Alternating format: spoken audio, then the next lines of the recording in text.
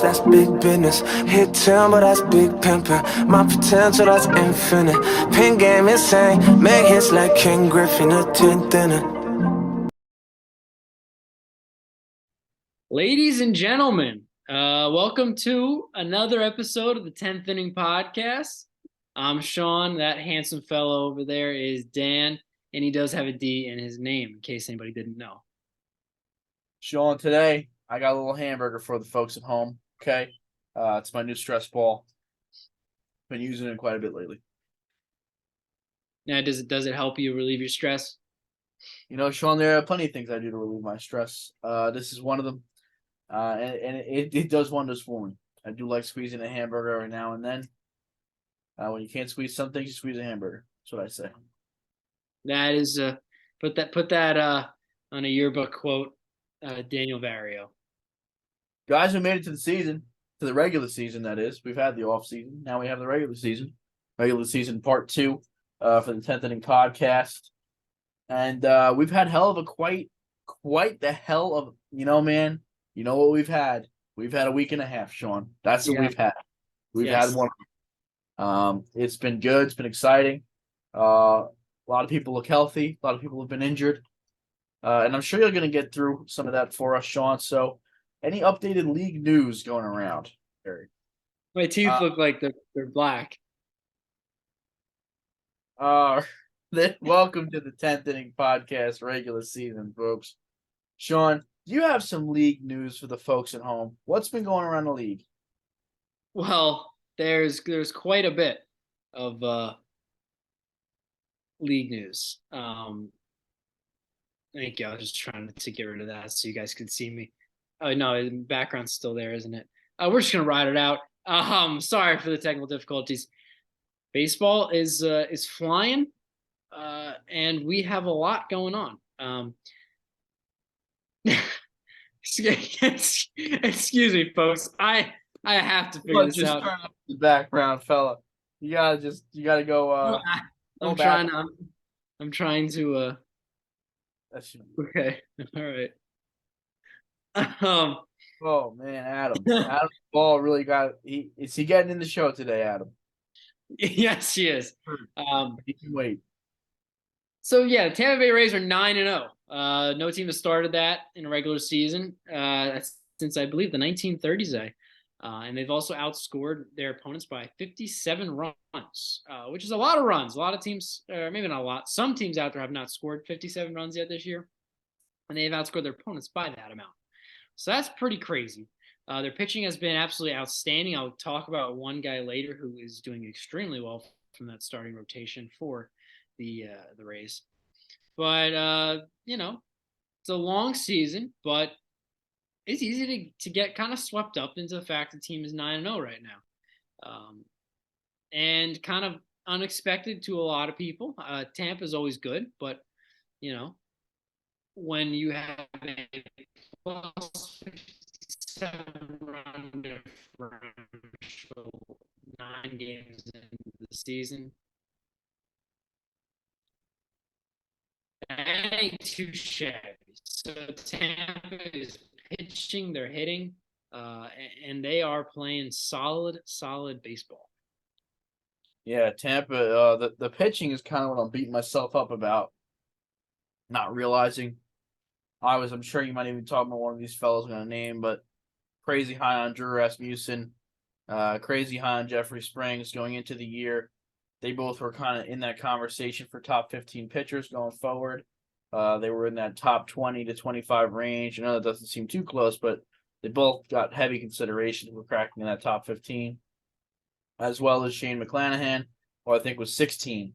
So, I mean, they had 3 pitchers that I at least deemed to be top 25 guys. That doesn't include Glass now that's coming back. And Eflin, who I've been high on in all fantasy aspects as a sleeper, because they gave him money and they would never give anyone money. So they have to see something in him. So if that's your 5-man rotation, the fact that I didn't take that seriously as far as playoff contention and my playoff predictions, and they have guys like Yandy Diaz and, some other bats as well. Jose Siri, I was high on Jose Siri going to the year. I should have thought about them more seriously as far as AL contenders. And who knows? They could go 0-9 the next 9. Just from what we've seen so far, the pieces were there to think about it. It's just the Rays. They get slept on. It's what they do. Yeah, they are a very much slept on ball club, and I think they prefer that. They really do. So Good for them. yeah, absolutely. And the next bit of league news that I have is O'Neal Cruz, the you know highly touted phenom for the Pittsburgh Pirates, had a very unfortunate event today occur. He was running home on a play at the plate and slid very awkwardly. I don't know what he was thinking with his slide, but he fractured his ankle sliding into the catcher, which then started a benches clearing brawl.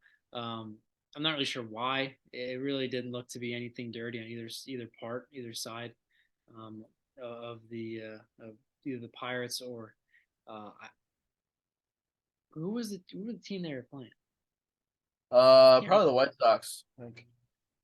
Yeah, White Sox. But just an unfortunate injury. He fractured his ankle. I haven't seen a timetable yet. I think it's a little too early. I'm not sure if. I imagine fracture is worse than just a clean break. But nonetheless, that really puts kind of a halt in the plans for the Pirates, like as far as evaluation of O'Neal Cruz, because he didn't look very good last year, and the amount of time he was up, which wasn't very long. But they were hoping to see a lot of strides in the right direction, offensively and defensively. And it certainly wasn't in their plans to have him get injured 8 or 9 games in the season and miss a lot of time. So you hate to see that happen to a potential young budding star, but it does happen from time to time. Yeah, Sean, and current Red Hot. My backup shortstop on my dynasty team, so this is a big blow for me. Drafted, in the first round of our draft last year. So, O'Neal Cruz, I'm wishing you well, buddy. That being said, to everyone out there, if you're in Fantrax Dynasty League, I'm sure.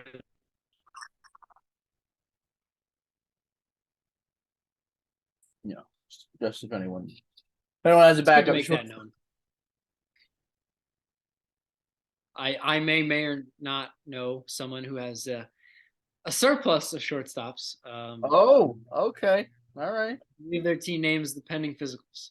So, and if you want to throw in Fernando Tatis Jr., who once was a shortstop, you might as well. Just saying. Dansby Swanson's off to a hot start. Just saying. Have their people reach out to my people, would you? Okay. All right. Well, we'll see what we can do. I may or may not need a third baseman on top of maybe some outfield help. Okay. I got a lot of outfield help, but Sean, I hear you. Okay. All right. Yeah. And second base. I'm a little weak at second base without Tube out. But yeah. Second base. We digress. Yeah. Yes, we do. The next bit I have is Aaron Judge is off to a flaring hot start for the New York Yankees. He had another 2 home runs today against the Baltimore Orioles. Stop me if you've heard that before. And I'm trying to pull up his statistics, but as Dan knows very well, my Wi-Fi connection is pretty much not there. So just bear with me as I look through the statistics right now. Seems to be pulling up. But just bear with me here. Either way, Aaron Judge has quite a season last year to kind of repeat, for lack of a better term. And it's anything less than that is still going to be a great season if he's anywhere close to it. But it's impossible to replicate that season. He had a historic season, and it's something we'll never see again, most likely for the near future. However, he is off to a good start this year. Already has, not already. He has 2 home runs so far this year. I thought he hit 2 today. He only hit 1 today. I apologize because he hit 1 on opening day and then hit 1 today against the Orioles. But he's off to a good start. And I can't imagine what's going through his mind, being a lot of pressure, new contract, and having to follow up a season like he had last year. So right. He's not off to a bad start.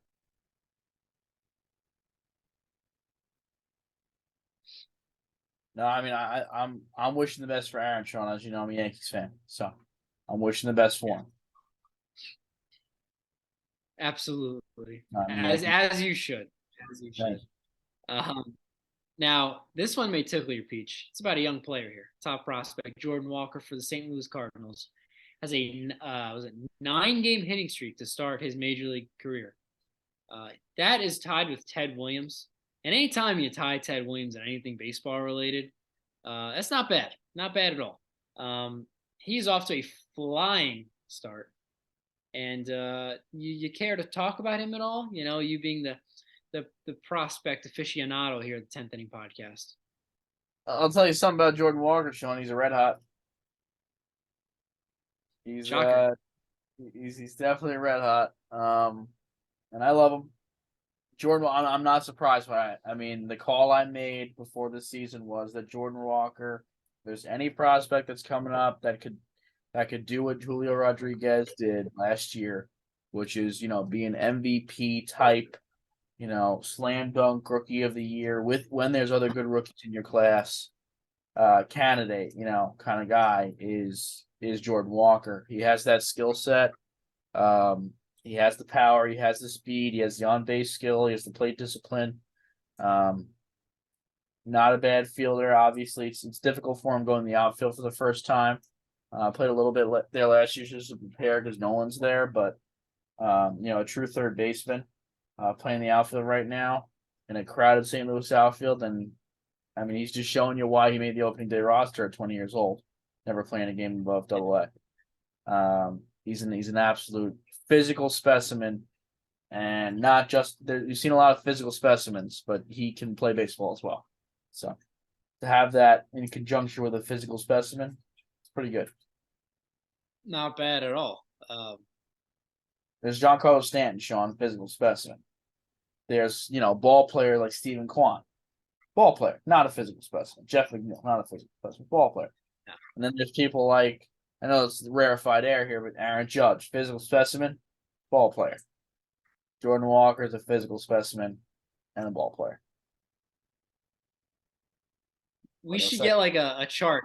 Like on one side of the ledger is physical Right. specimen, and the other side is like ball player, and then we measure it out by the amount Yeah, of you want to be on the top like right hand corner.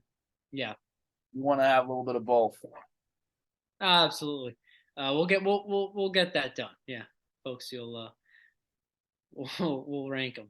But yeah, so that's it's not a bad start for Jordan Walker, and Cardinals always find these guys. They're probably the best in the league, along with the Dodgers, with developing young talent, and so far so good in that department.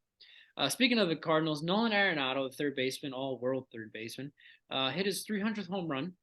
I think it was yesterday. Maybe it was today. Either way, it was very recently. And he is just the 8th player to have 300 home runs and 10 Gold Gloves. That's not a bad company to be in. No. That's pretty cool. Yeah. And he's one of this generation's best players. He's one of the best defenders of all time, in general, not even just third base.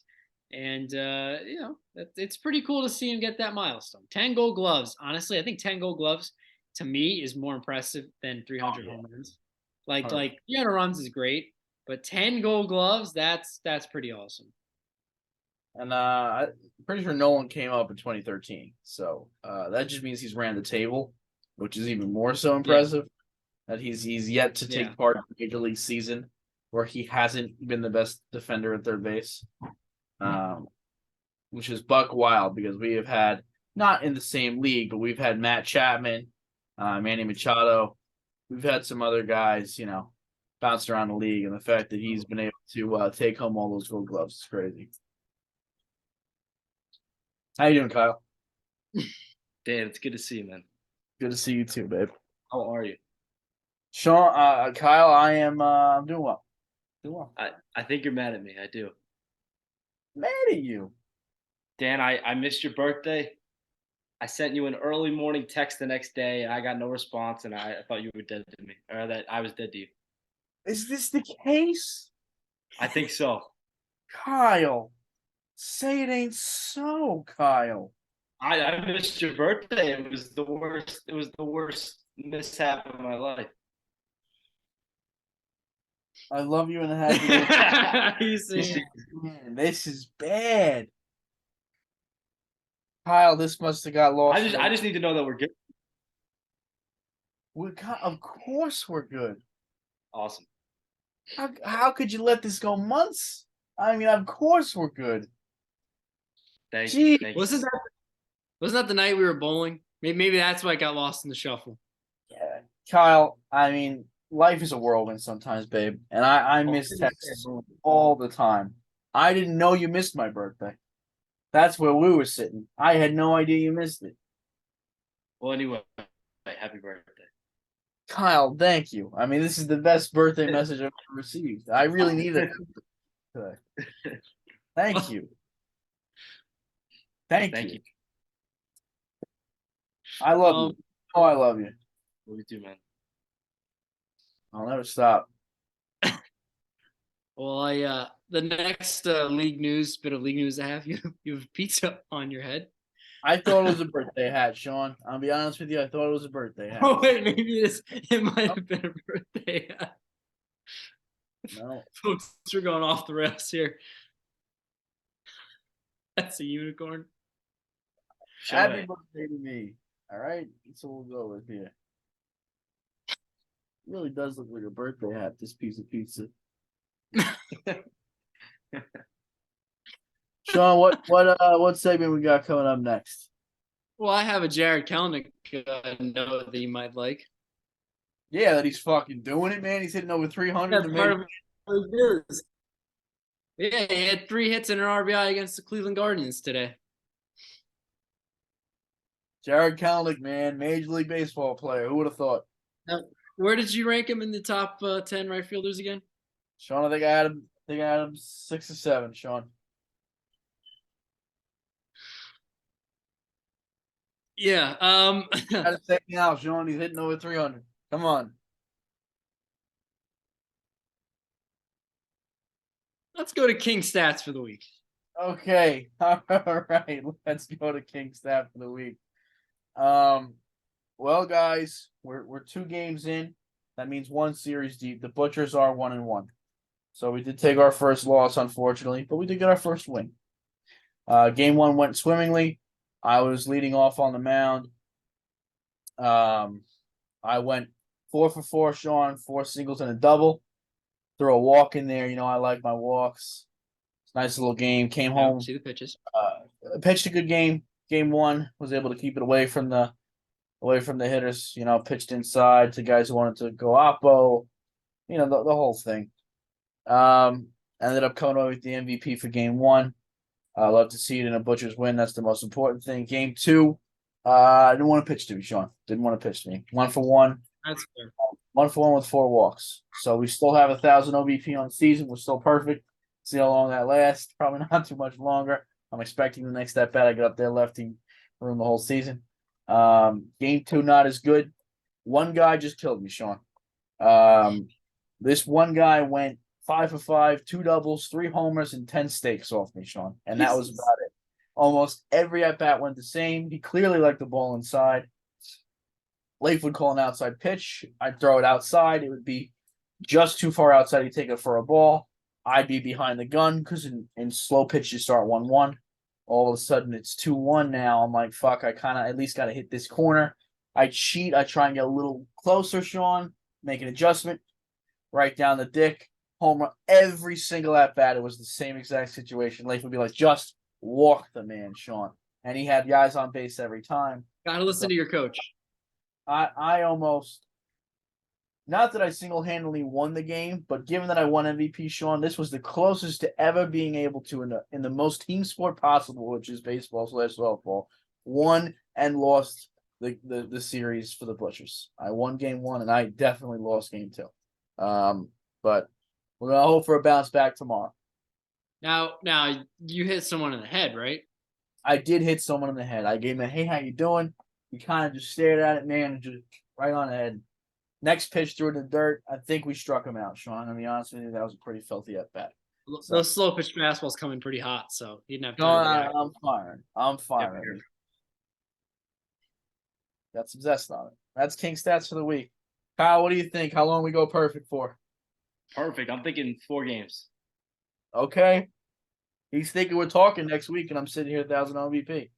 I appreciate. That'd be a pretty good accomplishment. And I was happy to get through 2. We'll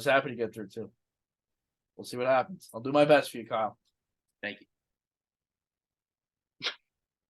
Don't hit anybody Sean- ahead next time. I gave you my hitter and pitcher highlight of this week, which was myself. Can you Yes. give your hitter and or pitcher highlight? Hopefully Yes. someone in the leagues, if not the guy that I served up 10 steaks to. No, those weren't the guys that we bowled against, right? I hope. Those, or were they? What'd you say? They were. Oh yeah, I thought you could. I thought you could hear me. Were those the guys that we bowled against? No. They were not the guys. Oh, okay, all right. I was gonna say those guys were just, yeah. No, they're a piece of work. Don't just forewarn to anybody. Don't steal their lane, their alley. Oh They God, get a little upset about it. please. Anyway, my hitter highlight is a guy that's been around and frankly doesn't get talked about much because he's more of just an all or nothing 3 true outcome guy, and that's Adam Duvall. Okay. Now you may remember him with the Cincinnati Reds and then with the Atlanta Braves when they won the World Championship 2 years ago. But now he's in the Boston Red Sox. Yeah, That's you right. do. Your beard. That's good. Yeah. You're paying attention. So Adam Duvall in 29 at bats in this week and a half of the season, a 483 average, an OBP of 546, 14 hits in 29 at bats, which is just insane. 5 doubles, an OPS of over 1,000. And did I say how many home runs? He only has 2 home runs, 4 home runs, which you would think he'd have more considering how good those numbers are. And he's basically a power hitter. His best season, he had 38 bombs and 113 RBIs. But nonetheless, he's sitting for an average right now. However, he had an injury with his wrist. He's getting x-rays done. I don't know if those have not come out yet. I don't believe. So, prayers up for his wrist. But I don't think he could be any hotter than he is right now through the first 8 or 9 games that we're through the season here. Adam Duvall is doing quite well, so put some respect on his name for anybody out there who's sleeping on him. John, I appreciate that. Duvall is having a hell of a year. Going down to Boston, I think that's the best situation for him. Like you said, a year or 2 removed from 38 homers out in Atlanta. The Green Monster is kind of the perfect situation for a hitter his style. Hits the ball really hard in the air, also really high in the air. So that kind of works out for Adam Duvall swinging. I think that's showing right now. A lot of doubles, a lot of homers for him. Just slap that ball off the monster and you're all good. God bless Adam and his family, of course. God bless. I'm going to get into my minor league highlight, Sean, if you don't mind. Go right ahead. And it's a guy by the name of Lenyn Sosa of the Chicago White Sox. Of course, yes, I do have his card. I have to disclose the information there. Am I trying to pump up the prices? Yes. But Lenyn Sosa, I think, deserves a shout out here, Sean. I'll tell you why. Shortstop, second base, third base, kind of a utility player. Has played all 3 positions. Obviously, you got Tim Anderson there as shortstop. I don't know who's at second base right now. I know Moncada's probably at third. Sean, it's not Gordon Beckham, but that's the name that's coming to my mind. But that's 2010. I don't know who's second base for the White Sox these days. But it's What not. about Alexi Ramirez? What do you say? What about Alexi Ramirez? He's playing short, of course. Alexi. Yeah. Alexi. I think by the way, I can't figure out the second baseman for the White Sox means it could easily be Lenyn Sosa by the end of the year.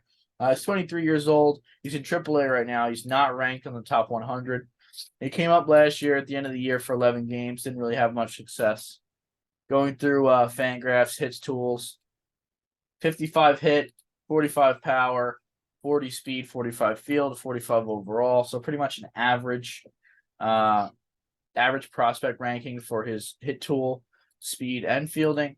The one knock on him, I mean, the reason I got his card is because he made it through my kind of filter of what I look for in players, which is low strikeout rate, good power, good speed, and that someone that can put the ball in play for a high average and that can walk. I know that's a lot of different factors to factor in, but it's pretty. I don't buy a lot of cards. I know I buy a lot of cards, but there's immensely more minor leaguers than cards that I buy as well.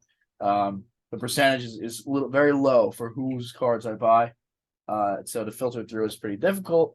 The one knock I had on him was that he didn't walk enough last year. If I take a look at his stats from last year, let's pull this up here while I do this. Well, he has 9 walks in 7 games, 7 walks in 9 games, this year. But last year in the minors, 39 walks in 119 games, 16 walks in 115 the year before. Just 83 strikeouts in those 119 games. So the strikeout rate is great, but the walk rate is just not high enough. So I need more plate discipline. This year, like I said, 7 walks in 9 games at the AAA level. Go along with 2 homers, 8 RBIs. What'd you say? Off to a good start in walks. Yeah. 2 homers, 8 RBIs, 5 doubles. A lot of extra base hits in those 9 games. He's hitting .448 with a .555 slugging, 828, 556 on base percentage, 828 slugging for a 1.38 OPS. But what does that mean this early on? Not much, just that he's hitting very well.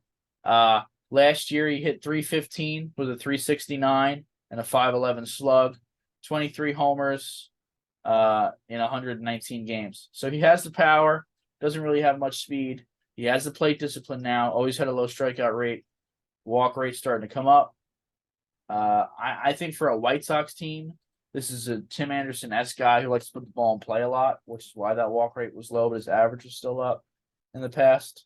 For a team that needs a boost in a central that is up for grabs, as it has been for quite some time, I think he could be a fun guy to bring up at 23 and kind of make that impact, hopefully mid-season, if not sooner.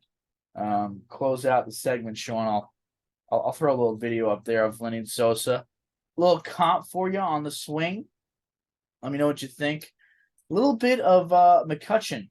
He's got some smooth power to like the right center gap, a little bit oppo.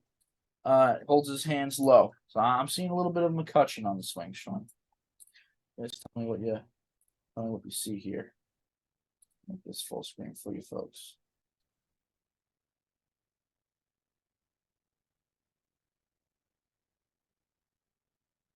Real smooth swing, and then that goes off the scoreboard there and right pretty high up. It didn't look like he swung that hard, and the ball went, pretty high up off that scoreboard. To me, I'm fairly impressed by that. Just to see, again, we'll see the swing one more time. But they have seen the doom of many a dog. Here's a swing and a high. Deep drive to right field. First pitch swinging. And that one's going to go off the scoreboard. A solo home run. And not a huge stocky dude either. Not huge guys to have that much power. Not a specimen like you just said, the other guy. Not a specimen. But I was pretty impressed by that. Especially Oppo. We like to see Oppo power out of the young guy. Yeah. Also, cool looking stadium, too. Very cool. Big scoreboard out there. Now it sure looked like it was Charlotte. Did you ever make it there? I did make it Charlotte. Hop over to King Curse TV YouTube channel if you want to see me in Charlotte Knights Stadium. It's pretty. It is a really cool stadium with all the buildings in the background. So I like it. Thank you. Now my picture highlight, correct? Yeah. Now, Kyle, are you familiar with anybody the name Jeffrey Springs? Not until this season, no. But now I am, yes. He's pretty much the ace so far of that 9-0 Rays team. And last year had a good year, kind of out of nowhere. I think last year was his first year as a starting pitcher. He was a relief pitcher. then became a starter, kind of the reverse of what we see most of the time in majors.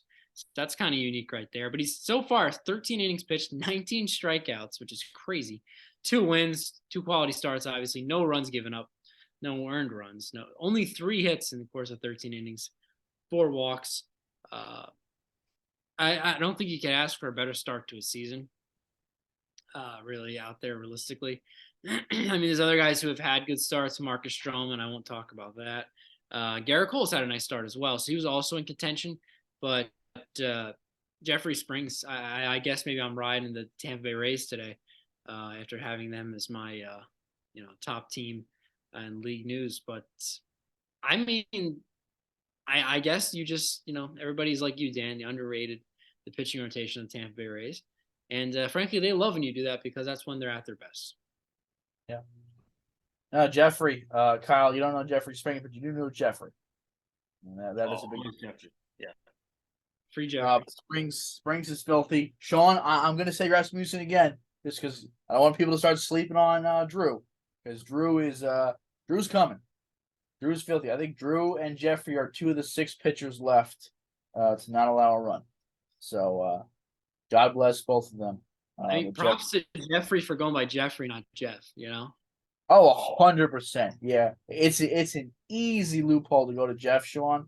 But to stay true and stay with Jeffrey, yeah, you got to clap it up for that for sure. Take some balls. Take some balls. Because people start going around and say, "Hey, Jeff, Jeff, you got to slow him down now. You got to say, listen, I know you can call these other guys Jeff, these other Jeffreys Jeff, not me, pal. You call me Jeff. All right, you're gonna take the time to say the extra syllable for me. That's I'm Jeffrey Springs. I'm gonna tell you about my player to watch, Sean. And it's another young guy. Who would have thought, Dan, talking about a young player? I love young ones. I do love him young, Sean. A guy that I have had on my minor league highlight last year, and that's Alek Thomas, a guy that I thought could win Rookie of the Year last year. Really struggled. He really was on the struggle bus last year, kind of brought up early. He was 21 for a lot of last year. Ended up playing almost the whole season, 113 games.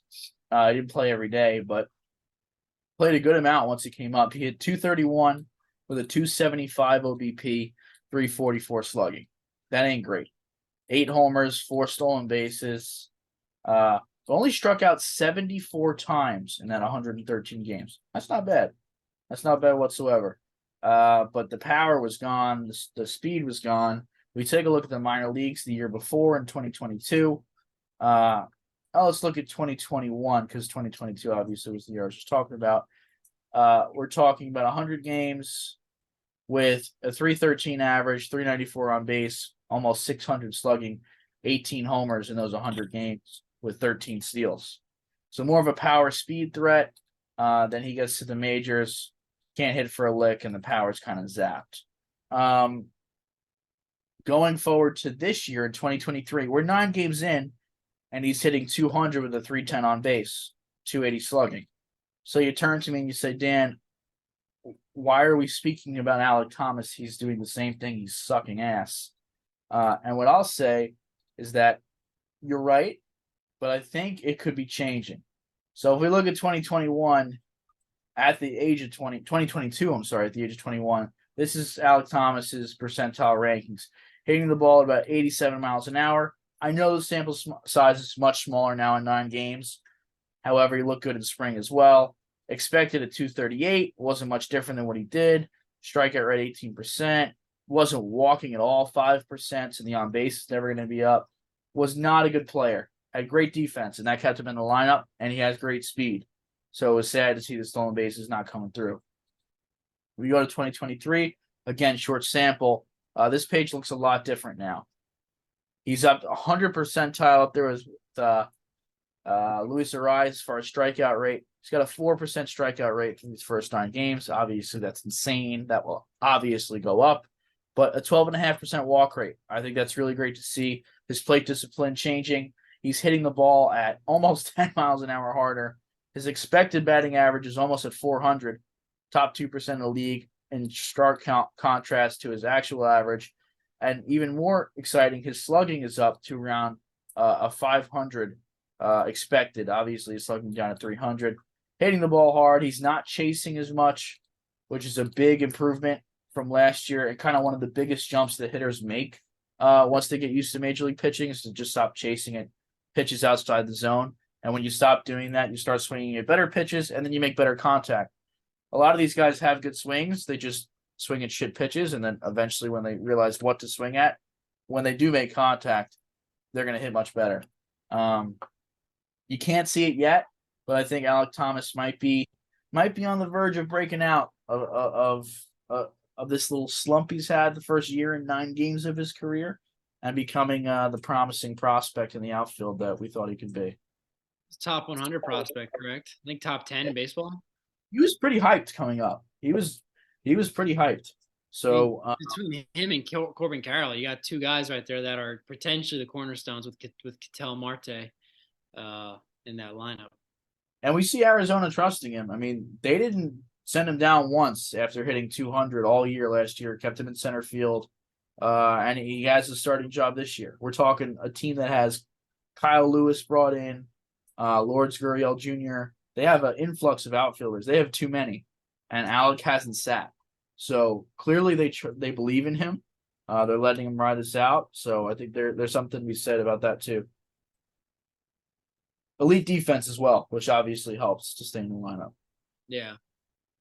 But that's my fantasy player to watch. So if teams are dropping him in like a dynasty situation, might be a guy you want to pick up, guy you could target, and maybe in regular, you probably could just pick him up. He might not be rostered, or maybe shoot a shit trade out for him, bring him in just in case he starts popping off. Especially in dynasty, he'll have crazy value because he's only 22 years old and a center fielder if he starts doing well. There you go. That's my info.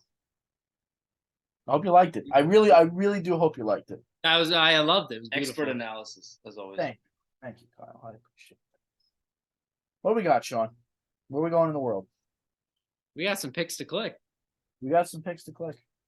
I will tell you the results of our couple of picks to click from last week.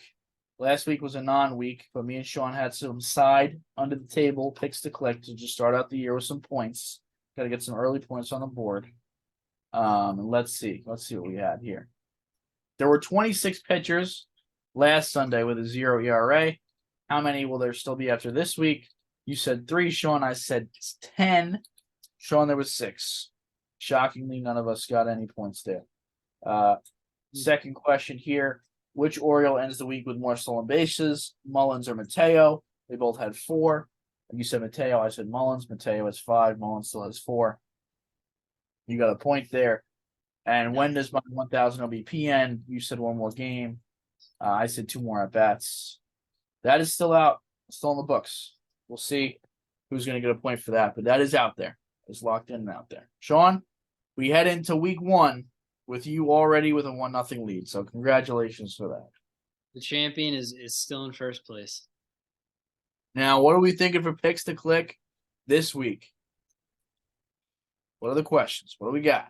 That's a great one. Maybe how many wins Tampa Bay goes before losing their first game? I like that. Who they got? Let's look to see who they got coming up on the schedule. It looks like they got the Red Sox and the Blue Jays. Seems like. I'm gonna give. What are they at 9? I think they get to 12. I think they get to. I think they go to 10 even, and then they lose their first game. They're gonna sweep the Sox. Sweep the Sox and then lose the first game of that Blue Jays series. I'm calling it. That's kind of what I'm feeling that a little bit there, Kyle. I'm gonna sit. Boston fans. Gotta sit at 12. All right, and you're going 10. I like it. Yeah, Duvall has 4. Reynolds and who else has 5? Reynolds and who was the other guy? Pete. Reynolds and Pete, thank you, Kyle, have 5. Duvall has 4. Those are kind of the top 3 there. Darius, I think, also has 4 at this point. Who do you think's leading the league? I think my man Peter. Peter? Okay. I'm gonna go with my man Raphael. I'll go with Devers. Solely because when he gets hot, he gets hot. A little 2-homer game last week. I think he does the +1 to get above Pete. That's what I'm hoping for. Okay. It's fair. Not gonna happen, but it's fair. I appreciate that, Sean. We appreciate that.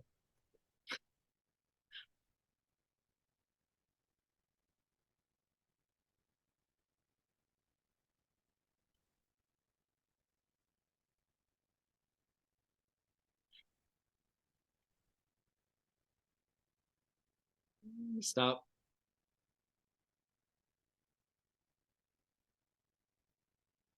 We have Charlie Lee. Lea. Charlie Leah or Charlie Lee.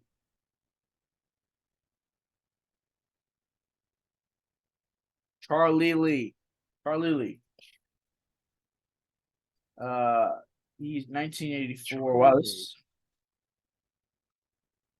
doesn't have a single stat for Charlie Lee on this card. So not much to go off of for me here. Usually I like to at least give you the height, weight, and mispronounce the city of birth. I can't even do that for you folks here. It's got nothing for him. Apparently he was at the All-Star game though, Sean. So Charlie Lee was an All-Star in 1984, I can tell you that. He was an all-star. Yeah, Montreal. He was born in France. Really? Died in Look at- Tennessee. Could be Charlie Lou. Could be.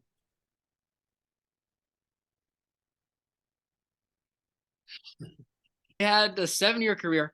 He pitched from 1980 to 88, but for 85 and 86 did not pitch. Didn't register any sort of statistics.